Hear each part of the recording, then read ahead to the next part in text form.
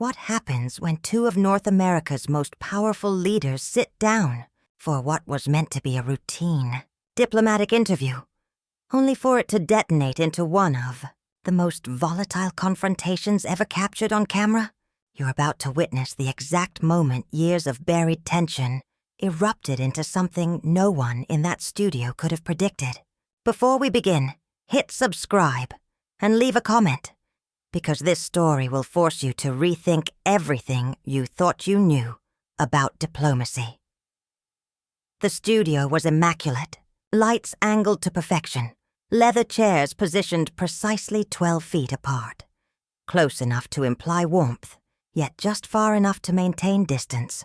Every angle rehearsed, every scenario gamed out. This was supposed to be a standard interview, filler for a slow news cycle, giving both leaders a chance to deliver polished talking points. Trump adjusted his red tie as a makeup artist gave his forehead one final dusting. Across the room, Trudeau skimmed his notes, his eyes flicking now and then to the teleprompter.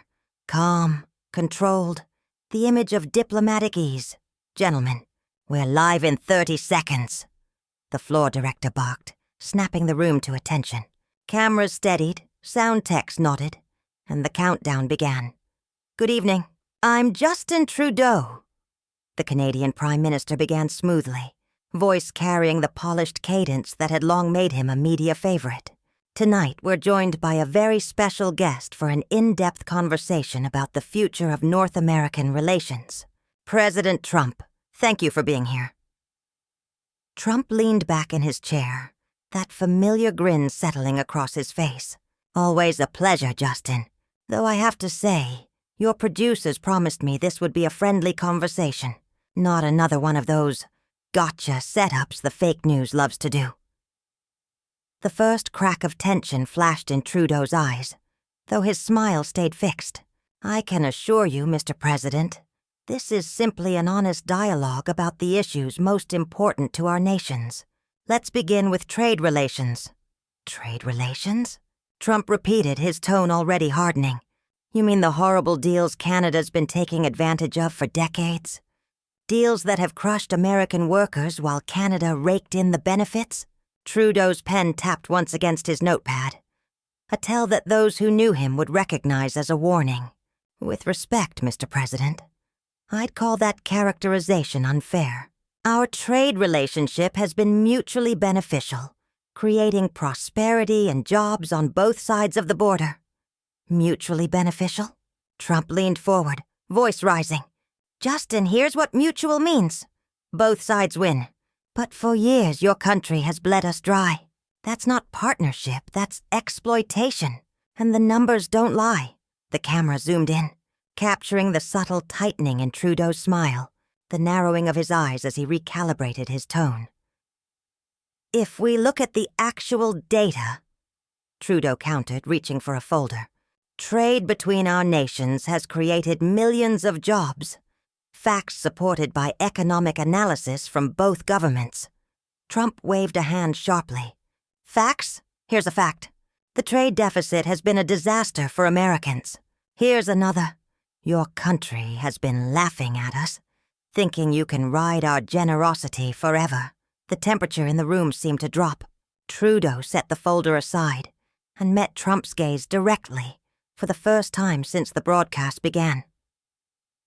"Mr. President, I have to stop you right there. Canada has never laughed at the United States. We are your allies, your neighbors, your friends.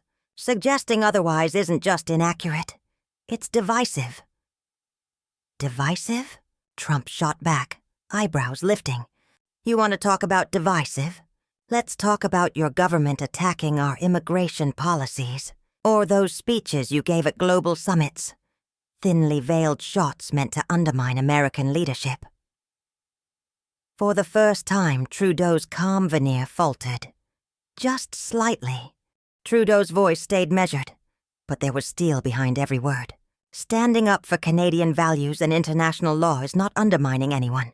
When we see policies that harm innocent people, we have a responsibility to speak out. "Canadian values," Trump echoed, dripping with sarcasm. Is that what you call it when you lecture other nations about how they should run their affairs? Because from where I sit, it looks a lot like a smaller country trying to punch above its weight by criticizing the very country that protects it. The studio fell silent. The hum of the cameras was suddenly the loudest sound in the room. Even the crew froze, sensing they were watching history in the making. Trudeau's hands clenched tightly in his lap, knuckles paling. His words came slow, deliberate, razor-sharp. Mr. President, Canada is a sovereign nation. We have never needed protection from anyone. We contribute to global security, and we've earned our place at every table through action, not charity. Trump let out a dry, humorless laugh. Really? You stand on your own merits? Then explain why American taxpayers have been subsidizing Canadian defense for decades, through NATO and other commitments. We foot the bill while you take the credit. The challenge hung in the air like a live wire. For a flicker of a moment, Trudeau's polished facade cracked. His jaw tightened, his eyes narrowed. The statesman gave way to something raw. Mr. President, that is categorically false. And you know it. Canada spends billions on defense. We've fought shoulder to shoulder with your forces in every major conflict of the last century.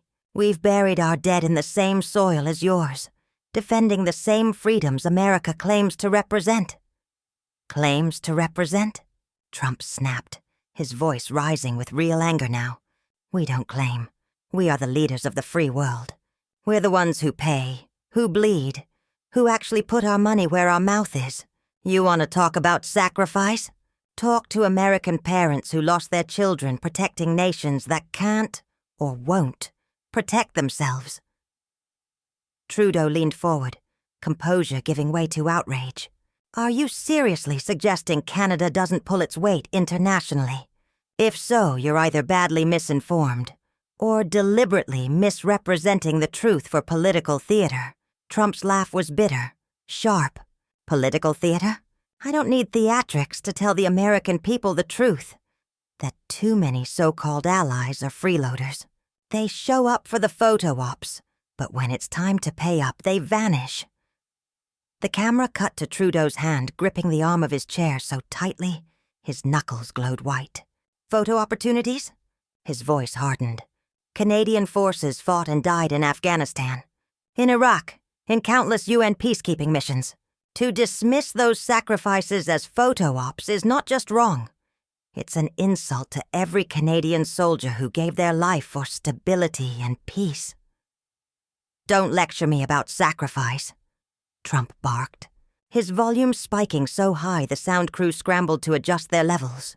American families have been making those sacrifices for decades, while countries like yours rode our coattails. You want to talk about the ultimate sacrifice? Talk to the mothers and fathers who lost their kids defending a world order that benefits you more than it benefits us. Something inside Trudeau finally broke. His voice came cold, furious, cutting like a blade. How dare you diminish the contributions of our allies? Canada has never begged for American protection, never been a burden on your resources. We have been partners, equals, in defending democracy and human rights around the world. Equals? Trump threw up his hands, incredulous. You think Canada is equal to the United States? In what universe? Your entire economy is smaller than California's. Your military couldn't defend Montreal against a marching band, let alone a real threat. Equal partners don't exist when one side does all the heavy lifting. The air in the studio was suffocating. Every crew member could feel the walls closing in, the tension reaching a breaking point. Trudeau suddenly rose from his chair, something he had never done mid-interview. Mr. President, let's be clear. This was arranged as a diplomatic courtesy, a chance for dialogue between neighbors. If you're going to insult my country, our military, and our sacrifices, then perhaps this conversation should end. Trump stayed seated, posture hardening, voice dripping with disdain. Oh, now you want to walk away? That's very Canadian. When things get real, when someone finally tells you the truth, you pack up and leave. The truth? Trudeau's voice shook with anger he could barely contain. The truth is, Canada has stood with America for over a century, in every war, every crisis, every economic partnership. We've opened our markets, defended the world's longest peaceful border, and built a relationship based on trust. The truth is, your version of this alliance isn't just wrong, it's dangerous. And then you go home and let America clean up the mess. That's the truth, Justin. That's the reality nobody wants to say out loud. Trudeau's face darkened, the flush in his cheeks unmistakable. His voice rose, sharp and unyielding. That is absolutely false, and you know it. Canada has men and women deployed in combat zones. We've contributed billions to aid and reconstruction. We've taken in refugees when others shut their doors. We've stood for human rights when it wasn't easy or popular. To dismiss that as coasting is an insult not just to my government, but to every Canadian who has sacrificed for global stability. Trump scoffed, slicing the air with his hand. Human rights. That's code for speeches, for photo ops, for making yourselves look virtuous while real power, real responsibility, lands on America's shoulders. That broke something in Trudeau. The restraint, the diplomatic patience, the polished surface, all of it stripped away. Mr. President, I will not sit here while you belittle my country's efforts. I will not allow you to twist our record into a caricature to serve your narrative. This is no longer a discussion. It's a tirade. He reached for his notes, gathering them quickly, decisively. This conversation is over. Trump leaned forward, his voice booming across the studio. Of course it's over, because that's what you do. You walk away. You posture about values. But the second someone challenges you, you fold. You fold like a cheap suit. Trudeau froze mid-motion, his folder half closed. Slowly, with deliberate calm, he set it back on the table. When he looked up, his expression was steel. Fold.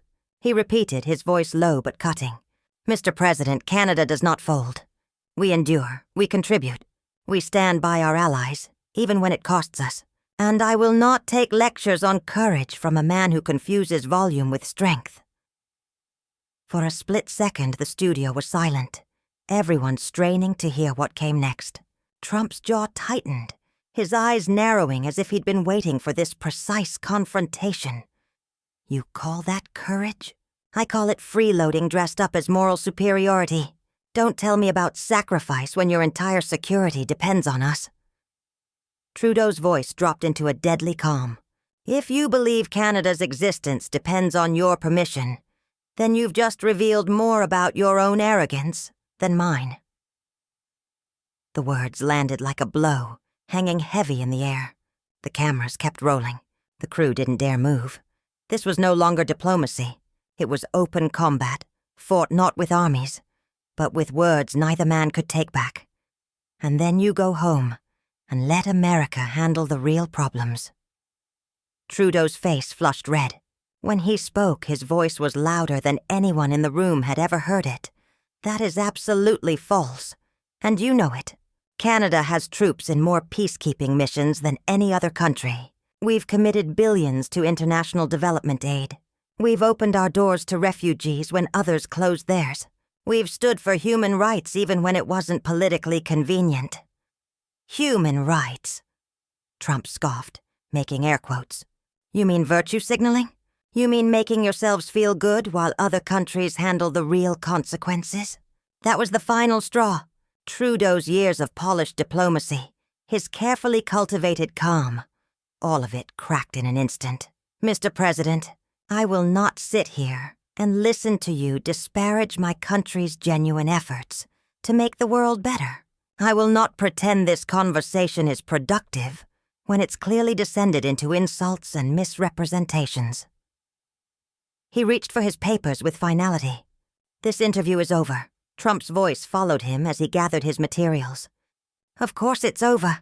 Run away, Justin. That's what your country does best, isn't it? You make a lot of noise about standing up for things. But when someone calls you out, you fold like a cheap suit. Trudeau froze. Shoulders tensed, he turned back, his expression darker than any of his staff had ever seen. Fold like a cheap suit? Mr. President, the only thing folding here is your credibility as a leader who supposedly values alliances and international cooperation. Trump laughed harshly. I don't need credibility lessons from the leader of a country that exists because we allow it to exist. The words hit the studio like a physical blow. A few crew members gasped aloud. Trudeau stood perfectly still.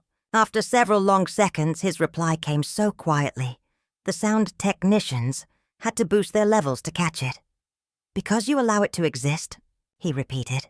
Did you just suggest that Canada exists at the pleasure of the United States?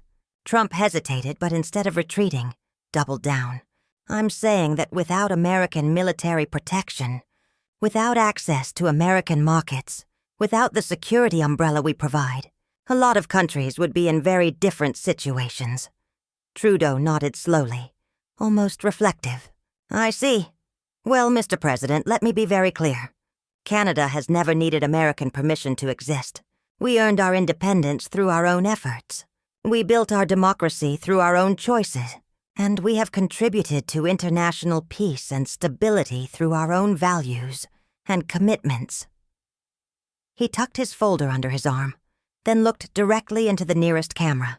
To the Canadian people watching this, know that your country has never been, and will never be, dependent on anyone's permission to exist.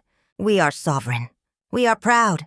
And we will continue to stand up for what we believe in, whether others approve or not. Finally, he turned back to Trump. Mr. President, when you're ready to have a real conversation between equals, between allies, between neighbors who respect each other, Canada will be here. Until then, this serves no purpose. Trump started to bluster. Now wait just a... But Trudeau was already walking toward the studio exit. His stride was purposeful, his back straight, and he never looked back even as Trump's voice rose behind him. This is exactly what I'm talking about. Trump barked at the cameras, gesturing at Trudeau's retreating figure. This is exactly why these relationships are impossible. You ask tough questions, demand accountability, and they walk away. But Trudeau was gone. The studio door closed with a soft click that somehow sounded louder than all the shouting that had come before. Trump stood alone, surrounded by cameras and crew who weren't sure what they had just witnessed. The floor director finally found his voice. And we're clear, he announced weakly. Though everyone could see the cameras were still rolling, catching Trump as he straightened his tie, trying to regain composure. What began as a routine diplomatic interview had collapsed into something unprecedented. A complete breakdown of decorum between two allied nations, broadcast live for the world to see. The footage would be analyzed, dissected and debated for years. But in that studio, in that moment, there was only silence and the lingering weight of words that could never be taken back. If this story left you as shocked as it left everyone in that studio, make sure to hit subscribe and let me know in the comments. Can diplomatic relationships survive moments like this?